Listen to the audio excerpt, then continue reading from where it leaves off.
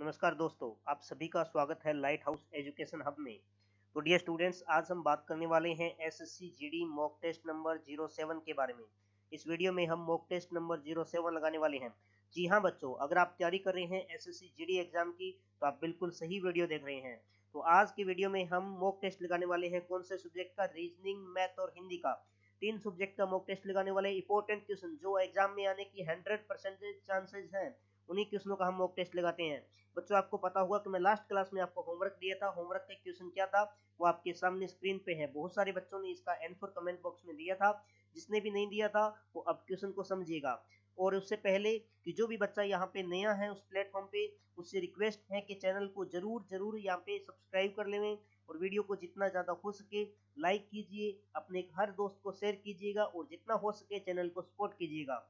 तो dear students, आज का क्वेश्चन क्या था आपका होमवर्क का, एक गोले के वक्र पृष्ठीय क्षेत्रफल एक वर्ग के क्षेत्रफल के समान है जिसका अर्धव्यास ही आपका क्या होती है, त्रिज्या होती है बच्चों, 2.8 सेंटीमीटर है।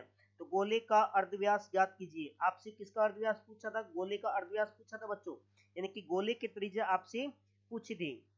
यस। तो डियर स्टूडेंट्स, आपको पता है कि गोले का वक्र पृष्ठीय क्षेत्रफल और वर्ग का क्षेत्रफल, तो वर्ग का क्षेत्रफल निकालने का फॉर्मूला क्या होता है बच्चों? पाई आर स्क्वायर होता है। पाई आर स्क्वायर इजिकल टू आपको दे रखा था कितना, पाई आर स्क्वायर आप निकाल सकते थे कितना, पाई इंटू आर कितना है 28/10, 28/10 इंटू 28/10। ये लीजिएगा, आप इस प्रकार से कर सकते थे बच्चों। इसको सोल्व करोगे तो आपको 196 बटे 196/25 पाई हो जाएगा। और ये बच्चों किसके बराबर है? ये वर्ग के क्षेत्रफल के बराबर है। तो वर्ग का क्षेत्रफल अगर हम देखिए गोले के वक्र पृष्ठ का, यस, गोले का अगर हम ये मान के चले, गोले की जो त्रिज्या है उसे हम स्मॉल आर अगर मान के चलते हैं, तो गोले का वक्र पृष्ठीय क्षेत्रफल निकालने का जो हमारा फॉर्मूला है, हम क्या किसके बराबर कर देंगे? 4 पाई आर की स्क्वायर, 4 पाई आर स्क्वायर के बराबर कर देंगे बच्चों। तो इसको आगे सोल्व करने का जो तरीका आपका क्या था, देखिएगा, आपको मैं कलर चेंज करके यहाँ पे समझा देता हूँ। देखिएगा, ध्यान से समझिएगा। पाई से पाई आपका कैंसिल आउट हो जाएगा। बाकी आप अगर इसको सोल्व करेंगे तो सोल्व करने पे आप पाएंगे कि आर इजिकल टू हमारे पास आ रहा है कितना, आर स्क्वायर इजिकल टू आ रहा है 49/25। यस। तो आर की वैल्यू आ जाएगी 7/5, 7/5 यानी कि 1.4। आर की वैल्यू है, ये किसकी त्रिज्या है? ये आर है, ये त्रिज्या है किसकी बच्चों? गोले का अर्धव्यास है, गोले का अर्धव्यास है यानी कि गोले की त्रिज्या है। तो आंसर हो जाएगा 1.4, 1.4। जिस भी बच्चे ने आंसर दिया था उसका बिल्कुल सही है बच्चों। तो चलिएगा स्टार्ट करते हैं आज का मॉक। अब आज की मॉक का नंबर लगा देते हैं। आज के मॉक में रीजनिंग का जो इंपॉर्टेंट वाला सेक्शन है उसमें क्या है, पहला क्वेश्चन देखिएगा आपके सामने स्क्रीन पे है कि 30 है, 28 है, 23 है और उसके बाद में 21 है। तो अगला अंक क्या हो सकता है बच्चों, आपको बताना है। ध्यान से देखिए, 30 में से 2 माइनस किया, -2 हुआ, फिर कितना -5 हुआ, फिर कितना हुआ -2, फिर हमारे पास कितना करना पड़ेगा -5। और -5 अगर आप यहाँ पे करोगे तो आपके पास कितना आंसर आ जाएगा बच्चों? आप कहोगे सर यहाँ पे हमारे पास आ जाएगा कितना, 15। ओके, तो आपके पास कितना आ जाएगा बच्चों? 15 यहाँ पे आके निकल के आ जाएगा। ओके, तो इस प्रकार से आप इसको आराम से कर सकते हैं। ओके, तो यही क्वेश्चन था आज का क्वेश्चन। देखिएगा, यस यस, ओके, 5, अच्छा ठीक है। ओके, 15 आप इसका राइट आंसर यहाँ पे लगा देंगे। इसके बाद में अगर बात करते हैं अगला क्वेश्चन, अगला क्वेश्चन जो आपका है वो कथन और निष्कर्ष से है बच्चों।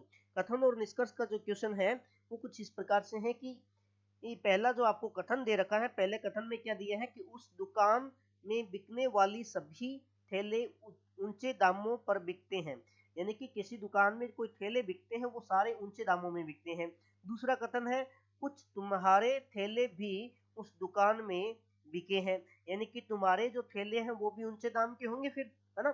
तो निष्कर्ष क्या कहता है, तुम्हारे कुछ थैले ऊंचे दाम के हैं। यस, वेरी गुड, बिल्कुल सही बात है ये तो। इसमें तो हम कोई कुछ नहीं कह सकते, कोई डाउट हमारा नहीं है। ओके, ये तो बिल्कुल क्लियर है। उस आगे क्या है, उस दुकान में तुम्हारे कुछ ऊंचे दाम के थैले बिकते हैं। यस, ये भी सही है। तो यानी कि आपका ऑप्शन नंबर ऑप्शन नंबर आ जाएगा D. Option number D first और सेकंड दोनों निहित है, यानी कि दोनों ऑप्शन आपके निष्कर्ष का है, बिल्कुल सही है। अगला क्वेश्चन, क्वेश्चन नंबर आपका आता है 3। और 3 नंबर जो क्वेश्चन है आपका वो किससे है बेटा, वो कोडिंग डिकोडिंग से है बच्चों। कोडिंग डिकोडिंग का क्वेश्चन है क्या है, POUR, पुअर को सांकेतिक भाषा में RSAZ लिखा जाता है, तो WAKE का सांकेतिक भाषा में क्या लिखा जाएगा। देखो जिस प्रकार से पुअर को RSAZ लिखा जाता है उसी प्रकार से वर्क को क्या लिखा जाएगा ये आपको बताना है। तो बच्चों अगर इसको आप ध्यान से देखोगे, अगर आप इसको ध्यान से देखोगे तो हमारे पास इसका आंसर निकल के आ जाएगी। क्या W को क्या लिखेंगे, W को लिखेंगे हम Y, और A को हम क्या लिखेंगे, A को लिखेंगे E, और K को क्या लिखेंगे Q, और E को क्या लिखेंगे M। यस, ये कौन से ऑप्शन में है, option number C. Option number C आपका बिल्कुल सही जवाब हो जाएगा। यस, जिस भी बच्चे ने यहाँ पे ऑप्शन नंबर सी दिया उसका बिल्कुल सही है। अगला क्वेश्चन, अगले क्वेश्चन में आपको आकृति का कुछ भाग यहाँ पे ये देखिए ये कटा हुआ है, इस भाग को आपको पूरा करके बताना है। ओके, ये जो आपका भाग यहाँ पे कटा हुआ है इस भाग को आपको पूरा करके बताना है। कटे हुए भाग को यहाँ पे कौन सा भाग आएगा, क्या ये मैं यहाँ पे उठा के रखूं तो क्या ये बन जाएगा, नहीं सर ये कतई नहीं बन सकता। क्या इसको उठा के मैं यहाँ पे रखूं तो क्या पूरा डिब्बा बनेगा, नहीं सर ये कौन सी लाइन आ रही है, ये समझ से बाहर है इसलिए ये भी नहीं हो सकता है। ओके, तो अब अगर बात करते हैं इसके बाद में सी ऑप्शन की, सी ऑप्शन यस सर, ये नीचे दो लाइनें ये चाहिए थी, ये दो लाइनें मिल गई, उसके बाद ऊपर वाली तीसरी लाइन यस, फिर क्रॉस चाहिए, ये क्रॉस मिल गया। यस, ऑप्शन नंबर सी आपका बिल्कुल सही जवाब हो जाएगा। और सी ऑप्शन जिसने भी दिया उसका बिल्कुल सही है। अब चलते हैं क्वेश्चन नंबर 5 पे। नीचे दिए गए चित्र में कितने आयत हैं बच्चों, आयत की संख्या, क्या फिगर काउंटिंग वाले चैप्टर से उठाया हुआ क्वेश्चन है ये। आयत आपको गिन के बताने हैं, आयत टोटल कितने हैं। कुछ बच्चे क्या करते हैं 1 2 3 4 5 6 7 8, इस प्रकार से 8 गिन के कहते हैं सर इसमें तो है ही नहीं। नहीं बच्चों, 8 के बाद में कुछ और भी बनेंगे, वो भी आपको गिनने होते हैं, जैसे 9 10 11 12, और ये 12 बन गए। 12 के बाद में कुछ तीनों को मिला मिला के देखिएगा, 12 के बाद में ये बन गए कितने 13 बन गए, और ये बन गए पूरा मिला के कितना 14, और ये बन गए कितना, अगर यहाँ से बात करें तो 15, और ये बन गए कितना 16।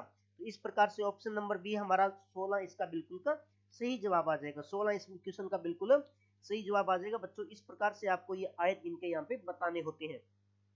तो उम्मीद है आपको ये समझ आए होंगे, आप ये क्वेश्चन बहुत अच्छे से कर सकते हैं। अब बात करते हैं इसके बारे में मैथ की। अगला जो टॉपिक है हमारा, अगला जो सेक्शन है इसमें वो मैथ का है। अब हम मैथ का मॉक टेस्ट लगाने वाले हैं। टॉप 5 क्वेश्चन जो प्रत्येक साल एग्जामिनर ने बार बार इन क्वेश्चनों को घुमा के मैथ के अंदर पूछा है, वो क्वेश्चन क्या है। सबसे पहला क्वेश्चन आपके सामने स्क्रीन पे है कि अनिल, मनोज तथा विकास क्रमशः 40,000, 24,000 और 32,000 रुपए लगाकर एक दुकान प्रारंभ करते हैं। वर्ष के अंत में 7,200 रुपए के लाभ में विकास को क्या मिलेगा।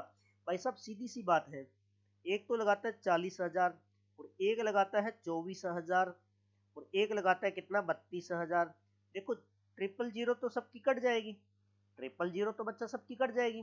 दो से काटिएगा कितना बार 16 बार, 12 बार, फिर काटिएगा कितनी बार 20 बार, फिर दो से काटिएगा कितना 10 बार, 6 बार और 8 बार, फिर दो से काटिएगा 4 3 5। इसी अनुपात में आपको लाभ को बांधना है। टोटल लाभ हुआ कितना 7,200 का, टोटल अनुपात कितना है 4 3 7 और 5 12, और गुणा करना है किसका पूछा है आपसे, विकास का, तीसरे आदमी का, यानी कि 4 से। और अगर आप इसको कैलकुलेट करोगे और आप इसे गुणा करके निकालोगे तो आपके पास 2400 आएगा। ऑप्शन नंबर सी आपका बिल्कुल सही जवाब हो जाएगा। इसी प्रकार से बढ़ते हैं अगला क्वेश्चन। अगला क्वेश्चन जो आपका है एज वाले टॉपिक से है बच्चों। एज वाले टॉपिक में ये क्वेश्चन क्या पूछा गया आपसे कि दो विद्यार्थियों की आयु का अनुपात 3:2 है, उनमें से एक दूसरे से 5 वर्ष बड़ा है, तो छोटे वाले विद्यार्थी की आयु कितनी है। तो अनुपात में कितना बड़ा है, 2 से 1 3, कितना बड़ा है 1, और 1 की वैल्यू कितनी है 5 दे रखी है। तो छोटे वाले की आयु कितना अनुपात है 2:2 की वैल्यू कितना हो जाएगी 10 वर्ष हो जाएगी, यानी कि ऑप्शन नंबर बी आपका बिल्कुल सही जवाब हो जाएगा। बस कितना आसान क्वेश्चन है, झरनू सा क्वेश्चन पूछा था। एसएससी जीडी एग्जाम में बच्चा कभी भी एग्जाम में क्वेश्चन ज्यादा इतने हाई नहीं पूछता है, सिर्फ लेवल के क्वेश्चन पूछता है, अच्छे वाले क्वेश्चन, जहां से हर एक बच्चे का थोड़ा सा लेवल चेक किया जा सके। बस अगला क्वेश्चन है आपका मैथ का, क्या है, शिल्पा एक काम 15 दिन में और समिता यही काम 24 दिन में कर सकती है। काम को शिल्पा और समिता दोनों मिलकर लगभग कितने दिन में पूरा करेंगे। देखो दोनों का हम एलसीएम वाले मेथड से करते हैं। 15 और 24 का अगर आप एलसीएम लोगे तो आप कहोगे सर कितनी बार 120 बार। ओके, कितनी बार 120 बार। अब 15 का भाग दोगे 120 में तो कितनी बार चला जाएगा बच्चों 8 बार। और यहाँ पे बात करेंगे 24 का, तो कितनी बार चला जाएगा? 5 बार। दोनों मिलकर एक दिन में कितना पेड़ लगाते हैं? 13। 120/13 आपको बताना है। 120/13 आपको लगभग में पूछा है बच्चों, लगभग में पूछा है, तो आप क्या कहेंगे? यहाँ पे लगभग में कैलकुलेट करेंगे तो आपके पास आंसर आएगा 9 के करीब। आपके पास आंसर कितने के करीब आएगा? 9 के करीब। अच्छा, ओके, क्योंकि 13 7 91 हो जाएगा, 13 8 104, 8 से थोड़ा सा ऊपर, 8 से ऊपर, तो यहाँ पे आंसर आ जाएगा कितना? 9, यानी कि 9। डी ऑप्शन आपका बिल्कुल सही हो जाएगा।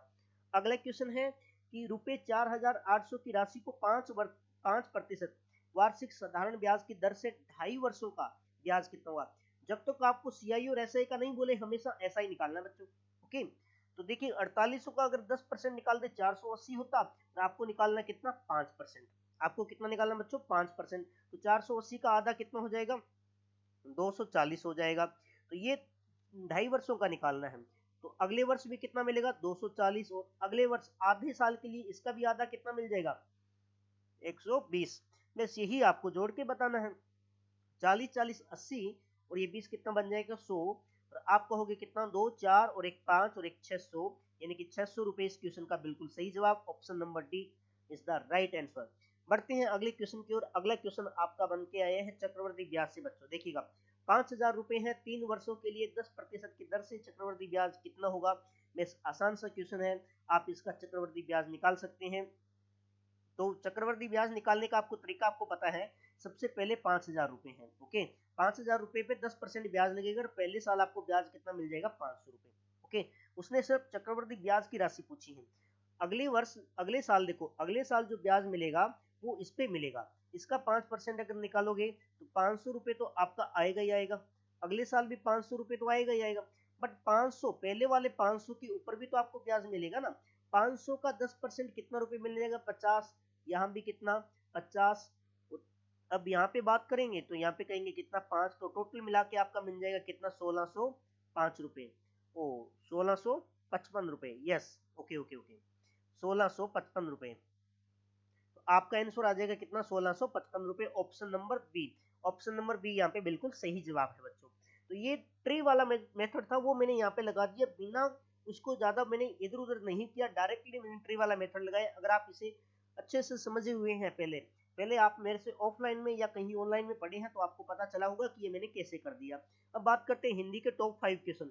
हिंदी का मैंने आपको आज टॉपिक दे रखा था, आपको कौन सा? विलोम शब्द। तो विलोम शब्द के मैंने आपके लिए क्वेश्चन लेके आया हूँ। आपको सबसे पहले बताना है आस्तिक का विलोम शब्द क्या होगा। आस्तिक का विलोम शब्द क्या स्वास्तिक होता है, क्या नास्तिक होता है, क्या अस्थायीवादी होता है, या संत होता है? बस, आस्तिक का विलोम शब्द क्या होगा बच्चों? आस्तिक का विलोम शब्द, वेरी गुड, बिल्कुल सही जवाब है, नास्तिक होता है। आस्तिक का उल्टा क्या होता है? नास्तिक होता है। आगे बात करते हैं पुष्ट। पुष्ट का जो विलोम शब्द, क्या धन होगा, क्या कर्ष होगा, क्या चर होगा, क्या ग्राम में होगा? यस, पुष्ट का बताना है। पुष्ट का क्या होगा? यस, पुष्ट का होता है कर्ष, कर्ष होता है पुष्ट का। अगला क्वेश्चन आपका है कलुषित। कलुषित का जो आपको विलोम शब्द बताना है, देखिएगा विलोम शब्द, विलोम शब्द किसका है? कलुषित का। क्या निष्कलंक होता है, या अकलुषित होता है, या चिन्मय होता है, या इनमें से कोई नहीं होता है? यस, वेरी गुड, बिल्कुल सही बात, बिल्कुल सही बात कही आपने। अलुकुशित का बताना है, तो आप कहोगे क्या? निष्कलंक, निष्कलंक। ऑप्शन नंबर ए निष्कलंक इसका बिल्कुल सही जवाब हो जाएगा। अगला क्वेश्चन है जागृत। जागृत का विलोम शब्द क्या होता है बच्चों? जागृत, और हम क्या इसे बेहोश कह सकते हैं, क्या मूर्छित कह सकते हैं, क्या सुप्त कह सकते हैं, क्या इनमें से कोई नहीं कहा जा सकता है? तो क्या कहा जाएगा? जागृत का उल्टा क्या होगा बच्चों? जागृत का उल्टा क्या होगा? यस, बताइएगा जल्दी। पिछला क्वेश्चन ए ऑप्शन था ना? यस, जागृत का क्या होगा उल्टा? जागृत का उल्टा होता है बच्चों सुप्त। क्या होता है? सुप्त। Option number C, C option इसका बिल्कुल सही जवाब हो जाएगा। सी ऑप्शन इस क्वेश्चन का बिल्कुल सही जवाब हो जाएगा। अगला question, last and finally question है आज का बच्चों, क्वेश्चन नंबर 5। प्रोक्स का विलोम शब्द क्या होगा? प्रोक्स, प्रोक्स, प्रोक्स का विलोम शब्द बताइए। क्या विपक्ष होता है, प्रत्यक्ष होता है, उत्कर्ष होता है, या अपकर्ष होता है? प्रोक्स का विलोम शब्द क्या होता है? यस, वेरी गुड, बिल्कुल सही बात है। प्रोक्स का विलोम शब्द होता है बच्चों प्रत्यक्ष। प्रत्यक्ष को ही हम क्या कहते हैं? प्रोक्स कहते हैं। और प्रोक्स का अगर आपको कभी सिनोनिम्स पूछ ले, यानी कि समानार्थक पूछ ले, तो आप इसे अप्रत्यक्ष भी कह सकते हैं बच्चों, ध्यान रखिएगा। अब बात करते हैं कल हिंदी का कौन सा टॉपिक होने वाला है। हिंदी का जो आपका अगला टॉपिक है बच्चों, वो होने वाला है वाक्यांश के लिए एक शब्द। वाक्यांश के लिए एक शब्द। कल बच्चों इस टॉपिक का अच्छे से रिवीजन करके आना, इसको टॉप 5 क्वेश्चन मैं आपके लिए लेके आऊंगा। अब बात करते हैं आज का होमवर्क क्या है। आज का होमवर्क कभी भी आपको खाली तो मैं जाने ही नहीं देता। आज का होमवर्क है आपका क्या कि चीनी की मात्राओं का वह अनुपात जिसमें 20 रुपए प्रति किलो वाली चीनी को 15 रुपए प्रति वाली चीनी के साथ मिलाकर मिश्रण को 16 रुपए प्रति किलो के भाव से बेचने पर न हानि हो और न ही लाभ हो, तो उसका अनुपात क्या होगा? या 2:1 होगा, या 1:2 होगा, या 4:1 होगा, या 1:4 होगा। ये आपका होमवर्क है। इसी होमवर्क का आंसर आपको कमेंट बॉक्स में देना है बच्चों। अब मिलते हैं एक अगले सेशन में। तब तक के लिए goodbye, thank you, bye bye, take care. और इस चैनल को सब्सक्राइब कीजिएगा, जितना ज्यादा हो सके शेयर कीजिएगा।